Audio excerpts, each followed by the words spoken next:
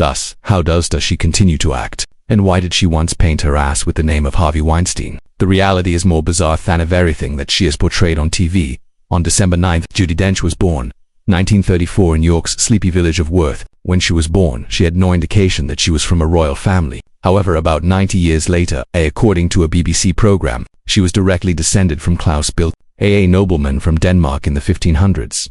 Judi was therefore distantly related to Renaissance astronomer Tycho Brahe. Altered people's perceptions of Thest. Reginald Dench, her father, was already exceptional. He had been a member of withstood the atrocities of trench warfare during World War I and was awarded the Military Merit Crosses. He studied medicine in Dublin following the war, where he met Judi's mother. Their daughter would later blend the ancestry of performance, nobility, and science, although nobody could have predicted it back then. Judi was only 5 years old by 1939 when her father joined the York Theatre Royal's medical staff. That part introduced the performing arts to her early years. She would follow him backstage, seeing actors in a panic, damaged props, and the weird atmosphere that develops before a performance. A 1940 air raid caused the theater to go dark in the middle of a play. Adults froze, sirens howled, and the structure trembled silently. Judi, the little, just 6, began to soothe the atmosphere by singing an old folk tune. Her voice was full off the room until the outclear was heard. Later, her father claimed that the actors never I forgot. Scripts were read in their home while sipping tea and in the living room.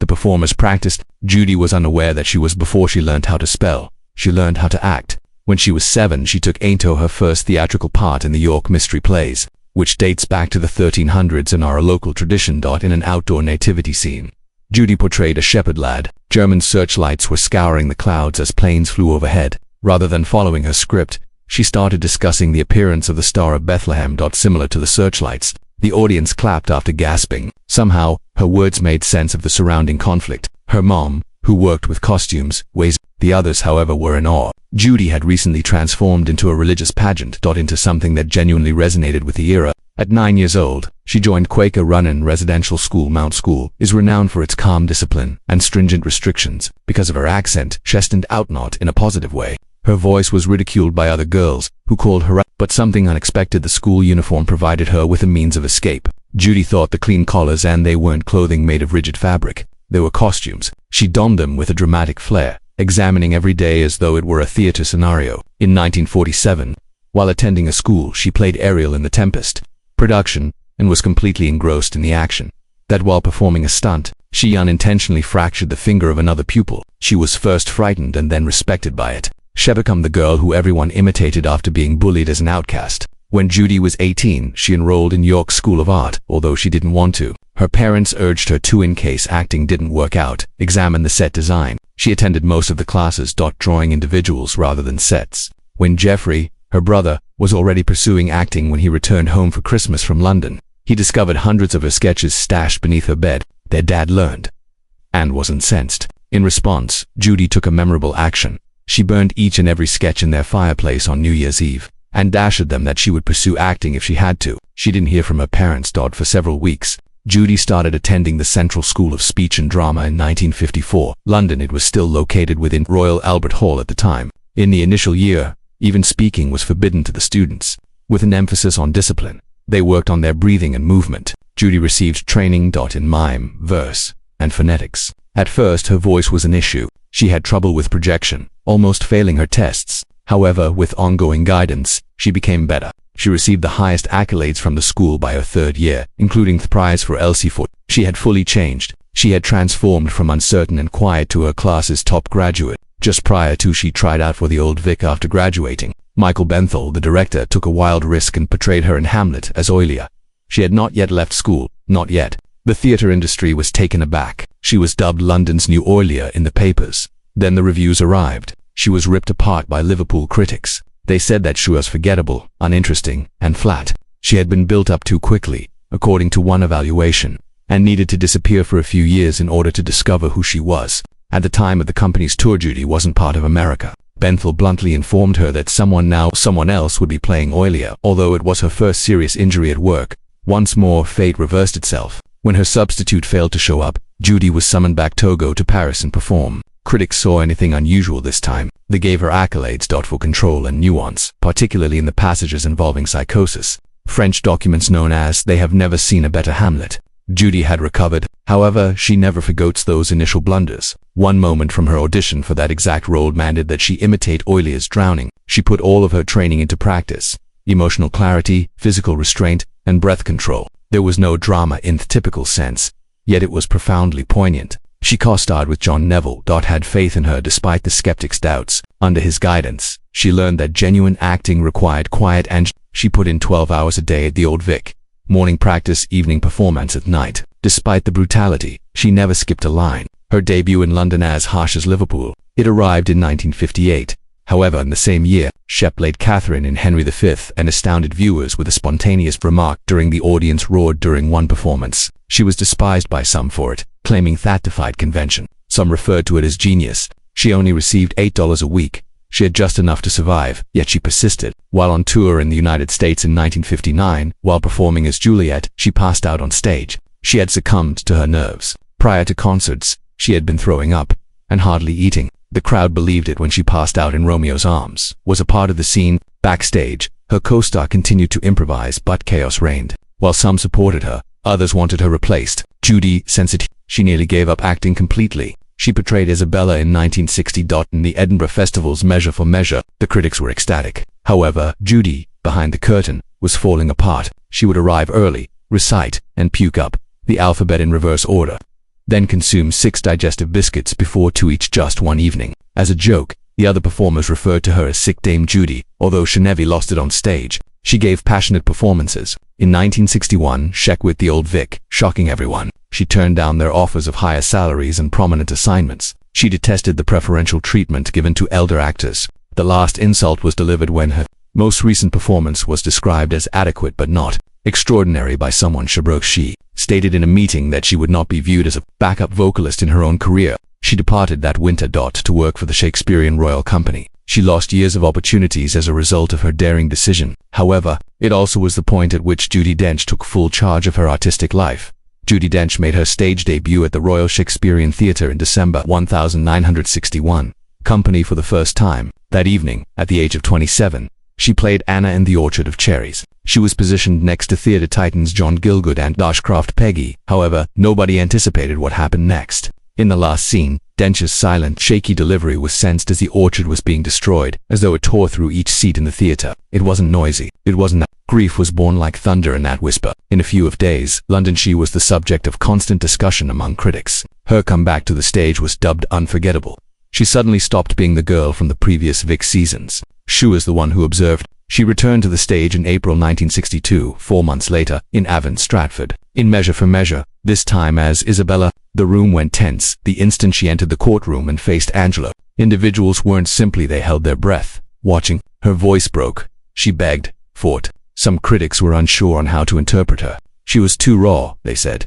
Too sentimental, too contemporary. However, something that the audience had not sensed before previously. This sense of realism was not intended for Shakespeare, but it did with Dench. That season, she did more than just act. The shots were warnings. She was redefining the possibilities of classical theatre. However, something that the audience had not sensed before previously. This sense of realism was not intended for Shakespeare, but it did with Dench. That season, she did more than just act. The shots were warnings. She was redefining the possibilities of classical theatre. The summer of 1963 then arrived. The tour of West Africa. Cast as Lady Macbeth, Dench departed England with the Nottingham Playhouse Company. The circumstances were harsh. In Ghana, the lights went out at night during the sleepwalking scenario. She continued, playing in complete darkness, with only vultures observing from the trees and lamps glowing close to the stage. When out damp spot, she exclaimed, and a woman in the crowd yelled, "She's washing her hands in no basin." It was both beautiful and chaotic. As soon as Aina volunteer filled in after the actress who was portraying a witch had to leave due to a toothache, but she blurted out, "Wool," forgetting the lines. 2 pork chops and a bat later. Dench couldn't contain her laughter. However, on stage, she remained confined. She was transformed by the journey. She returned with tales, wounds, and a firm hold on her art. She performed on the viola in Oxford's Twelfth Night in 1964, a playhouse. It's her turn to be the cunning veiled lady who subverts gender norms.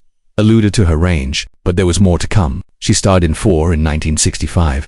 The morning of her movie premiere, the grim black and white tale was set in the shadowier areas of London. She portrayed a lady who was left alone with a crying infant after her drunken husband left her, as well as her own quiet breakdowns. The movie lacked glitz, Although it wasn't noisy, it struck with force. She won the BAFTA for Most Promising Newcomer for her performance. She was now an actress in movies. But there was a price for that honor. Sadly, producers began to offer her other parts like it. Women who are broken. She also found herself confined for a period, forced to play renditions of enduring the same suffering, while others received the Shakespearean leads she so much desired. In 1969, she then went back to Portia will be played by the RSC in The Merchant of Venice. This time, everything was distinct. Her Portia was neither kind nor honorable. She was shrewd, icy, and methodical.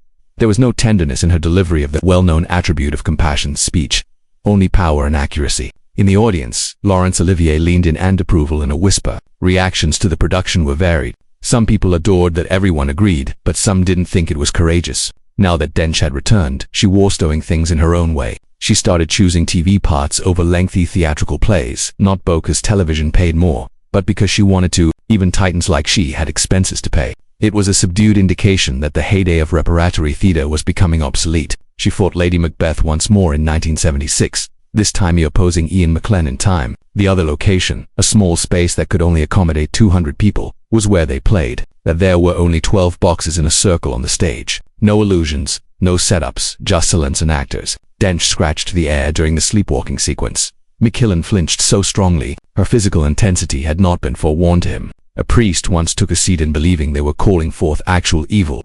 The first row held a crucifix. They did that 147 times. It turned into a legend. Then came 1979. That production was adapted for television by ITV. Dench's cries in that, "I didn't," which was now captured in close-up, was so unpolished that her voice was captured by the sound crew, trembling like though she were actually going insane. She later acknowledged that she had terrible dreams about the job. They captured it on camera and the $250,000 budget paid off in 14 days with BAFTA nominations and important. It still haunted him, McKellen added. In the comedy of mistakes that same year, Dench was able to chuckle once more. This time, it was a sunny Mediterranean musical. Town. Adriana was the role she played. While filming, she gave her co-star a really severe slap. Makeup was unable to cover the mark it left. They needed to reshoot it and it's more. Before its TV debut, the production ran for 156 shows and became a hit. In 1978, it demonstrated to casting directors and viewers that Dench was more than simply sorrow and suffering. Her timing for comedy was impeccable. In Go Down in Lancashire, she portrayed the isolated rural Irish woman Imogen Lancashire. Captured in 1978, the narrative was replete with longing and loneliness. Silently, it was filmed over 6 weeks, but there were some bumps. In a passage that was especially poignant, Dench broke down on the set. The part was so alienating that it affected her own emotions. They due to its nudity. The movie was banned in Ireland for 36 years. However, by the time Dench had long since moved on when it was ultimately broadcast there in 2014. Nevertheless, people the silence, the pain in her eyes. She went back to the Cherry in 1981, Orchard, but now she was the woman losing everything. Madame Ranfia. She argued that she should wear the same dress throughout the estate sale scene. Character refused to change as her life fell apart. She made little movements such as gazing at empty rooms, which turned into the most eerie scenes in the production. In Something Subtly Amazing happened on British television in 1981. A lovely romance-centered at broadcasting, a sitcom that won hearts rather than begging for attention.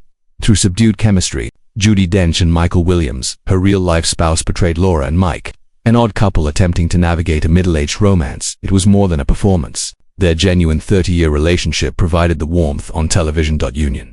Judi portrayed Michael, the relaxed, meticulous translator. A gardener. He used to claim that he was amused by her fame rather than terrified by it, and perhaps that's why it was so successful. The viewers didn't think they were observing a performance. They had the impression that they were witnessing to individuals who were sincerely attempting to understand one another. She prevailed for the position to be in 82 and 85, respectively. Just a few actors never succeeded in doing so for the same function. Then there was a sudden bend. In 1984, Judi assumed a completely different persona in A Passage to India. The movie was a big hit. Shot completely on location, costing more than $16 million.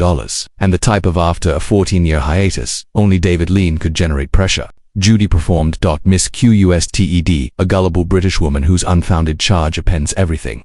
She was nominated for an Academy Award for just one performance in the Marabar Caves segment. Critics claimed it was packed with unsuspecting terror, and they were not mistaken. It was uncooked, awkward, and decent. Judi played the part perfectly, and the entire movie felt like a confrontation with the ghosts of colonialism. In the middle. A year later, she changed course once more in A Space with Ayla. She wasn't heartbroken or haunted here. She had a sense of humor. She performed Charlotte Bartlett was an inquisitive chaperone who persistently meddled in the affairs of young Lucy Honeychurch. All of her actions, each and every gasp was timed like a metronome during the awkward wait. It was amusing, and people adored it. With 8 Oscar nominations and 3 wins, the movie itself became a landmark. Dench prevailed. The Best Supporting Actress, BAFTA. It all contributed to Helena's launch. The career of Bonham Carter, an established merchant. Ivory Productions for a while well-executed dramas. In 1987, 3 years later, Judi returned to setting for one of Shakespeare's most audacious productions in modern history. She portrayed the reverse of Cleopatra Anthony Hopkins in an out-of-a-rule National Theatre show. She characterized Cleopatra as a menopausal midget in her version. It was humorous, incisive, strategic, and it was successful. According to The Guardian, it was the most intelligent Shakespeare. For years, they had not heard. On stage, there were even live snakes. One escaped Fromat, a curtain call, wearing her wig. She lost her voice for 2 seconds because she was so shocked. Days Henry V followed in 1989. Kenneth Branagh was only 28 when Habath starred in and directed it. Judi also performed Mistress Quickly, her larger because of technology, more than because she misspoke. The monologue regarding Falstaff's death had to be filmed several times. Problems. At Branagh's spectacular appearance, she chuckled as Henry said to him, "Who do you believe you are? It's not called Mistress Quickly." He responded with a laugh. Iv. They had that type of intensity on stage. The film was realistic, grim, and delted Shakespeare's appearance on television.